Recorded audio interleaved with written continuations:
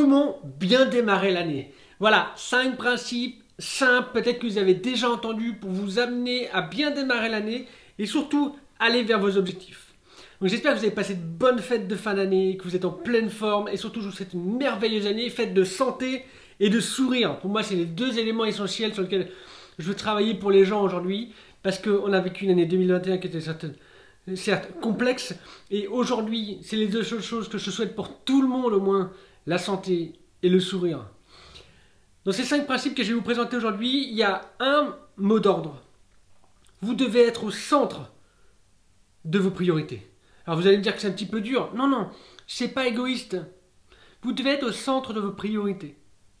Le premier principe que moi je mets en place pour bien démarrer l'année ou notamment bien démarrer un objectif, c'est de faire une activité sportive. Alors pourquoi je vous dis ça? Tout simplement parce que l'activité physique et la réussite rentrent dedans.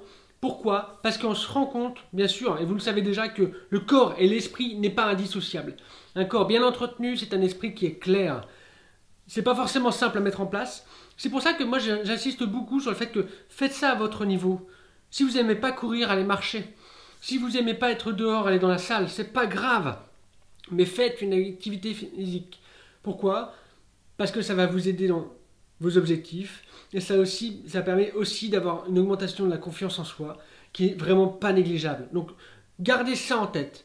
Le premier point pour bien démarrer, un premier principe que vous pouvez mettre en place 2-3 fois par semaine. Adaptez ça en fonction de vous, une activité physique. Et vous verrez que un corps qui est bien entretenu, ça veut dire plus d'énergie, c'est-à-dire que vous pouvez avancer dans vos projets. Sans énergie, pas d'action. Et les actions, c'est tout ce que vous allez devoir faire pendant l'année à votre rythme.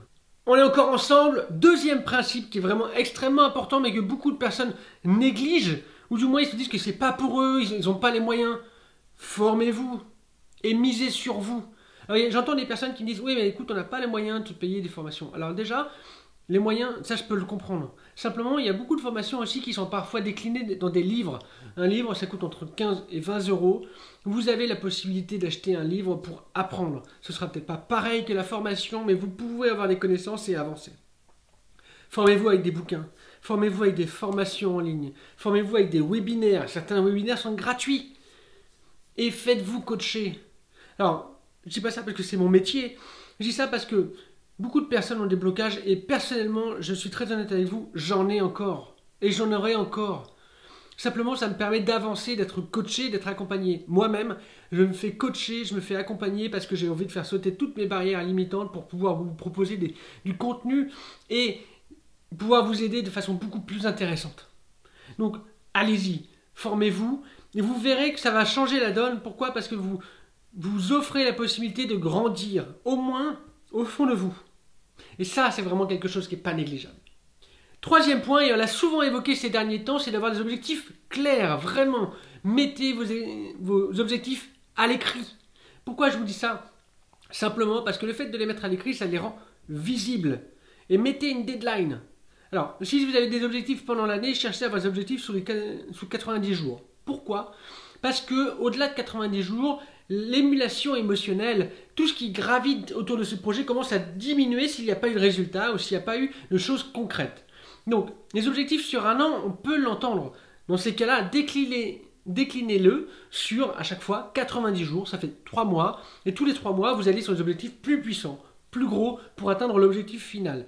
Ayez vraiment vos objectifs en tête. Alors, vous allez me dire, on entend ça tout le temps, c'est quelque chose de bateau. Peut-être que vous le savez déjà, mais si vous regardez cette vidéo, c'est peut-être parce que vous êtes intéressé et qu'il faut vous le rappeler une fois de plus. Donc, mettez vos objectifs par écrit, vraiment, et parlez-en autour de vous. Chose pas simple du tout, parce qu'après, ça demande d'assumer ses objectifs, d'assumer ses ambitions, de s'assumer soi-même. Donc vraiment, ayez des objectifs clairs et rédigés pour cette année. Ça va vous permettre de démarrer correctement l'année parce que vous savez exactement où est-ce que vous voulez aller. Quatrième principe, vous le savez certainement déjà, mais parfois on se le met de côté parce qu'on se dit que tant pis, si on doit renier quelque chose dans notre journée, c'est ça. Prenez du temps pour vous. Pourquoi je vous dis ça? Parce que tout simplement, il y a beaucoup de personnes qui se disent que oui, je dois prendre du temps pour moi, mais la seule première chose qu'ils renient, qu'ils mettent de côté, c'est de prendre du temps pour eux. Ils préfèrent s'oublier, faire les choses pour d'autres personnes, plutôt que de prendre une demi-heure, une heure pour eux. Chose pas simple, j'en conviens, notamment quand on a des enfants, un mari, un travail qui est très prenant, une entreprise. Mais je sais que prendre du temps pour soi, ça permet aussi d'avoir les idées plus claires. Et qui dit un temps pour soi, c'est peut-être du repos, une lecture, le fait d'aller marcher dans la nature, ça va vous rendre encore plus créatif. Parce que vous allez stimuler votre cerveau d'une toute autre manière. Et vous allez pouvoir lui permettre de respirer. Donc le quatrième principe, prenez du temps pour vous. 20 minutes, 30 minutes, 1 heure, c'est vous qui voyez. Mais prenez un petit laps de temps, faites-vous ce cadeau. Faites-vous ce cadeau pour pouvoir avancer et vous dire, bon voilà, là, c'est un moment pour moi, personne ne me dérange et je me l'accorde. Le dernier point, c'est un principe qui est pour moi extrêmement important, que j'ai eu du mal à mettre en place pendant quelques années, qui maintenant je travaille dessus et je vois les résultats. N'écoutez pas les autres. N'écoutez pas ce que les gens vous disent, comme quoi vous n'êtes pas capable, comme quoi vous n'allez pas y arriver, comme quoi c'est trop dur, comme quoi c'est pas possible, comme quoi c'est trop simple, comme quoi ce qu'on publie c'est pas bon, ce que l'on fait c'est pas bon. Laissez-les parler. Avancez. Pourquoi ? Parce que c'est toujours le même principe, les gens y critiquent. Les gens vous diront que c'est pas possible. Mais la critique, en fait, soit vous la prenez de façon difficile, elle vous fait mal, soit vous la prenez de façon constructive. Il y a des moments, moi, des personnes qui me disent que ce que je fais, c'est pas forcément terrible. J'ai eu déjà des messages, des commentaires sur YouTube, notamment une personne qui m'a dit que c'était vraiment lamentable ce que j'étais en train de faire. Bah, c'est pas grave. C'est pas grave parce que du coup, ça m'a permis de me dire, tiens, je fais peut-être pas les choses correctement. Peut-être que j'y arrive pas. Peut-être qu'il faut que j'aille plus loin dans le contenu. Peut-être qu'il faut que j'aille sur une cible vraiment particulière. Et ça m'a permis d'avancer. Ça me permet d'ailleurs à l'heure actuelle d'avancer dans mes projets, d'avancer dans l'entreprise et vraiment de chercher à cibler des personnes particulièrement pour les aider de façon encore plus concise et devenir meilleur.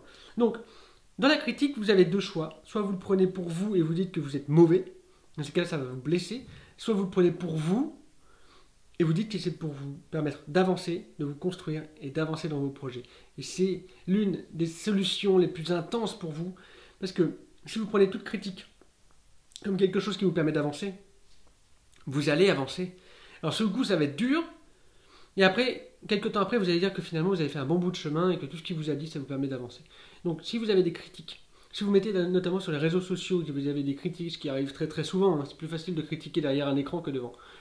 Mais tant pis. Voilà, prenez-le. Vous prenez ce qui vous intéresse. Vous prenez ce qu'il y a dedans. Et par contre, le côté critique personnel, vous le mettez de côté. Prenez-le pas personnellement. Je sais que c'est un élément extrêmement difficile. Je sais que ça va être dur. Mais c'est vous la priorité, pas les autres. Donc voilà, c'était 5 principes que j'avais envie de vous partager. Alors peut-être que vous en connaissez déjà. Peut-être que vous les connaissez tous. Peut-être que vous trouvez qu'ils sont extrêmement simples. Mais justement, s'ils sont simples, c'est pour que vous puissiez les mettre en place rapidement. Et sans vous dire et sans vous trouver des excuses. Donc voilà. J'espère que vous êtes tous bien, tous en forme, que vous m'avez suivi jusqu'à la fin de cette vidéo. Partagez cette vidéo au moins à une personne. Rejoignez-moi sur Instagram. Vous allez avoir beaucoup plus d'informations sur tout ce qui va sortir cette année. Un gros projet sur une formation. Et vraiment, vraiment, suivez-moi. Abonnez-vous. À très bientôt. Ciao, ciao.